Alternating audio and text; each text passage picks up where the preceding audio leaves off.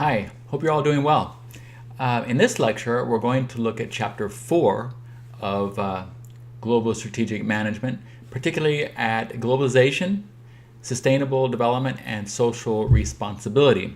Again, I made a slide presentation with this, so if you want to have that available while you listen to this, it might be handy because we'll be referring to some of those slides.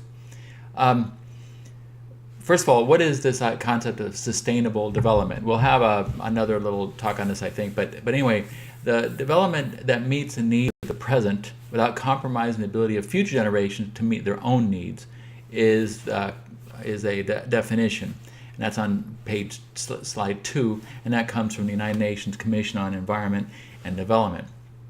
Basically, what can you do that keeps your production going but doesn't mess things up for the future for other people? I think that's we all can acknowledge that as a goal, and something that since '87 has become more ingrained in the way we look at the world around us today.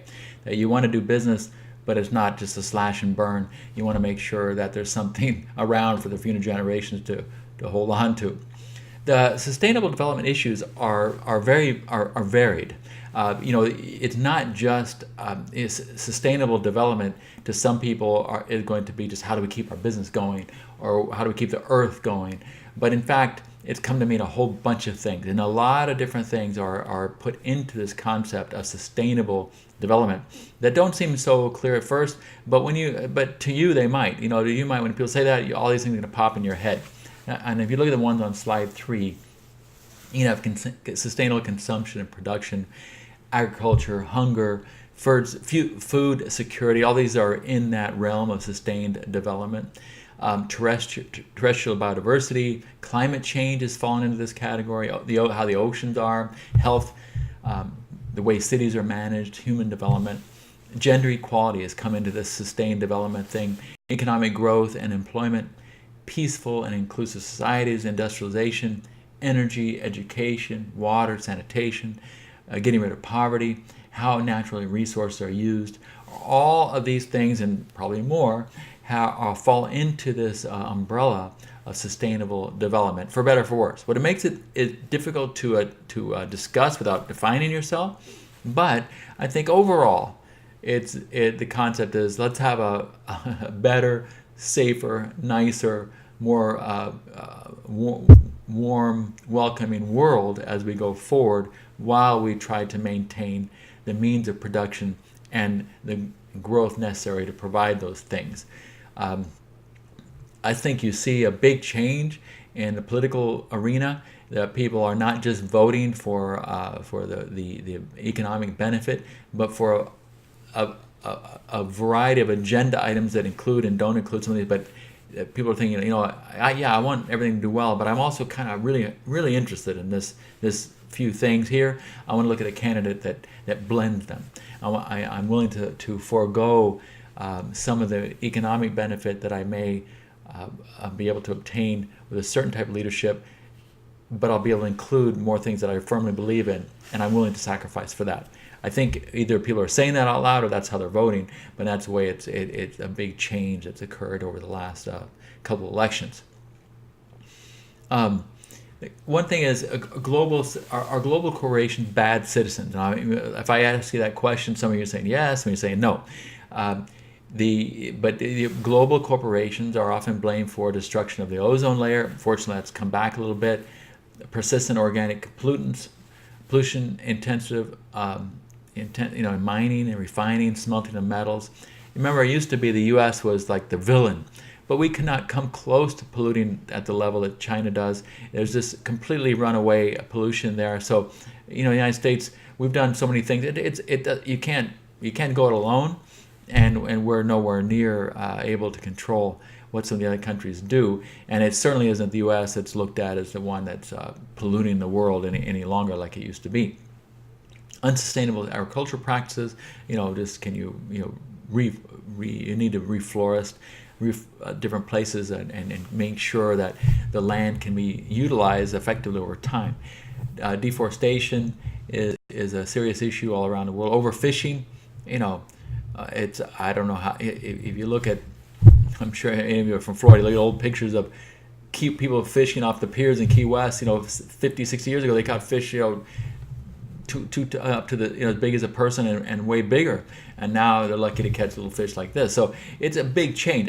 These things do happen. So yeah, and I don't know whether that's global fishing, but those things do happen. Non-compliance with labor practices, corruption. Companies are accused of political backing of repressive regimes. You see that in movies all the time, where the company can convince through bribery, etc., a local government to exploit their people and resources, and a dual standard. So I think these are legitimate to some point, but certainly at the same time, you'll see companies excessively focused on doing the right thing, and of course every company has a green movement these days, which often might be meaningless, but it's there, and there are people often within the organization trying very hard to do better. Of course, it just takes some bad players to mess things up for everybody, but I think there's clearly a greater eye on them, and a greater transparency and greater willingness to try to do something that doesn't directly destroy our globe like it used to be. Probably more either not known or accepted. But I think it's So I think it's different. Global CO2 emissions in 2012. You see the percentage. Obviously, China way ahead of everybody. USA is there, and then on down the line. There are carbon dioxide emissions still are an issue, and need to be looked at. Greenhouse gas emissions, you see on slide 6. Again, it just keeps on going up, and no one needs to tell you that we have hot summers, and it's getting hotter all the time. So it's logical to think that there's a correlation and a connection between the growth of industry and these greenhouse effects. Of course, you have to look at all different factors, but it's clear that when you use the land and change things, that things are going to change. Corruption is something that's rampant. It's amazing that how widespread corruption is, and if you look at if you throw in illegal business activity like drug movements, money laundering, etc., it becomes a big piece. It says that corruption here equals 5% of global GDP. That would be low in my view. I think that you can say direct corruption, but if you look at all the different illegal activities and how they pan out and what they're used for and how they influence business, I think it's more than that. But nonetheless, any way you measure it, corruption is a multi-trillion-dollar business and needs to be considered, hopefully reduced, but it's something I encourage all of you to resist, to not participate, not partake of, and always stand your ground against corruption. It's only negative. Here you see corruption index. You see where the higher the number is, the less likely they are to be corrupt. And you see Denmark, Finland, Sweden, just what you would expect. If you've been to these countries, it's really nice. They may not have everything, and they pay higher taxes, but it's also quite relaxing and quite enjoyable to see the shock on people's face if someone were to even consider corruption, offering a bribe. It doesn't happen like it does in other places. And here you see these countries, and then on the other hand you have the highest corruption when you look at the Venezuelas and Iraq, Libya, these places, Angola, where the whole economy is based. You're either in the business or you're not. But if you're going to say I'm going to have a big business in Venezuela, and you're not going to be part of a corrupt system, you're not going to have the big business. So it makes it very difficult for even the most honest people to carry on business in some of these countries, because it just can't. It's very difficult to do. And so you see a lot of people leave or do something else or get on the bandwagon. But it's a shame, because obviously all these countries are extremely poor as well. There are not of any benefit to the country or to the overall population when the economy is based on corruption. It just benefits a few and lowers production, lowers all sorts of productive capabilities that a country may have.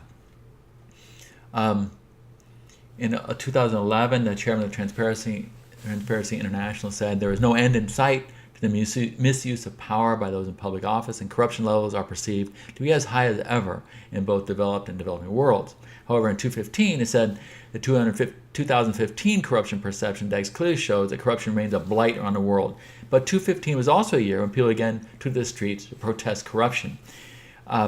You're seeing in Latin America, all like Lula right now is in jail in Brazil, Fernandez in Argentina, Majori. A lot of people that have been in power, have been presidents and high up in these countries, are now facing even jail time. The richest people around are subject to that. It's difficult because often the very people that are going to criticize them and accuse them and even judge them are also part of the structure. But you are seeing more and more people in at least in Latin American countries willing to take a stand against corruption, and that's very healthy. And I hope that we can all individually support those efforts to the maximum ability that we can. Corruption is a horrible thing, and it just messes up a normal person's way of trying to get along in life and do business.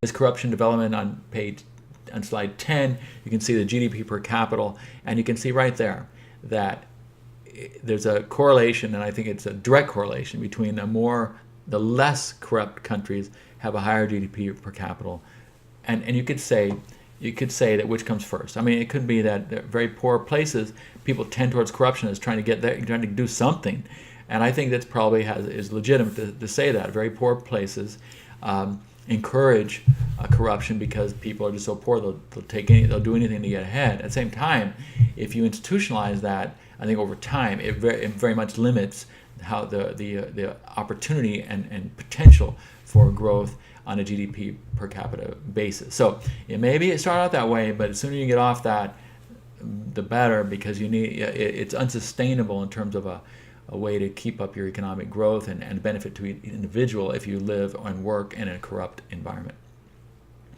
Causes of corruption, what are they? Well, people say it's administrative resource allocation, lack of institutional checks and balances, insufficient funding of public services, social and cultural factors, and abundant natural resources. It's true. If there's a lot of gold all over the place, it tends to start causing corruption. Gift giving is something. In general, you should, as you in this class and when you go on your job, consider a gift any present that's offered openly whose content can be disclosed in a person's professional and social environment. So if somebody gives you something, you say, hey, look, take it. I got this. I'm fine. It's going to be like a pen, a pad of paper, something. Somebody gives you a $10,000 painting. Are you going to show that to that's a way to tell. If you can't do that, then don't take it. And most companies will have a policy of immediately turning in anything that's of value. Sometimes there are cases where somebody gives you something like a watch, and it's so difficult to turn it down, but you have to give it into your company. You cannot keep it. It's not right to keep something that would affect your judgment, and that you can't openly tell the people in your company, I got this watch. Well, then I'm sure most companies say, that's over our allowed limit for receiving gifts. Turn it in, and then it's up to their policy what they do with it. Sometimes they sell them, and who knows. But anyway, as a general rule, don't take gifts that are expensive. Don't take things that you can't be proud to say, I got this nice pen from a customer. That's fine, but I got something really worth money. It isn't fine, so don't be a part of that. You will always be asked to pay back anything that you get like that. The Foreign Corrupt Practices Act from 1977 strictly forbids bribery for U.S. corporations and people that work in them, even if you're overseas. Such legislation does not exist in other countries. And also, even though there's a convention of combating bribery, it's different. We have in the U.S. a Foreign Corrupt Practices Act that follows you wherever you go. Don't think just because I'm in this other country where everybody else is corrupt that it won't come back on me. You carry your American laws and your American ways of doing things and your laws and legal systems with you wherever you go. Make sure you realize that and do not go against them just because I'm somewhere else. Effects of corruption, the direct effects that discourage domestic and foreign investment. capital expenditure goes all over the place, and it reduces the productivity of public investments. You build bridges to nowhere when there are corrupt things. The indirect effects are reduces the work productivity, dislocation of social fabric. There's no integrity. There's loss of just who can you trust, what can you do, and there's a lack of you don't want to invest. You just don't want to, and it does tend to flow into criminal and terrorist activities. So why do people do it? One reason companies engage in corrupt practices is to get contracts. Perfectly legitimate. They want to do business.